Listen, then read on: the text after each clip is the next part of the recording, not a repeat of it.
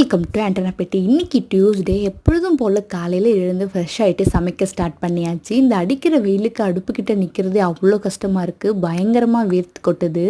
இன்றைக்கி இடியாப்பம் பண்ணலாம் அப்படின்னு டிசைட் பண்ணிவிட்டு காலையிலேயே நல்லா சுடு தண்ணிலாம் போட்டு மாவை பிசைஞ்சு வச்சிட்டேன். இடியாப்பத்துக்கு தேங்காய் பால் ரொம்ப சூப்பராக இருக்கும். ஸோ அதனால் தேங்காய் பாலும் ரெடி பண்ணிட்டேன். இன்றைக்கி மாவு கரெக்டான பதத்தில் பிசைஞ்சிருந்தேன். அதனால் புழிகிறதுக்கு ரொம்ப ஈஸியாக இருந்தது. இடியாப்பமும் நல்ல சாஃப்டாக வந்திருந்தது.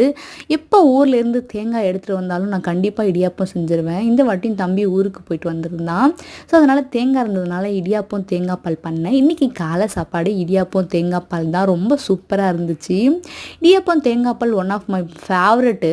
எப்போ இடியாப்பம் இருந்தாலுமே நான் சாப்பிடுவேன். எனக்கு ரொம்ப பிடிக்கும் இடியாப்பம் அப்படின்னாலே. இன்றைக்கி மதிய சாப்பாடுக்கு சுட சுட சோறு பண்ணிவிட்டு புடலங்காய் கூட்டு பண்ணிவிட்டு அதுக்கு தொட்டுக்கிறதுக்கு உருளைக்கிழங்கு மசாலா பண்ணேன். அப்புறம் கொஞ்சம் தயிர் இருந்தது, அதை அடித்து மோராக்கிட்டேன். அவ்வளோதான் இன்றைக்கி லஞ்ச். வீடியோ பிடிச்சிருந்தா லைக் பண்ணுங்கள். தேங்க்யூ.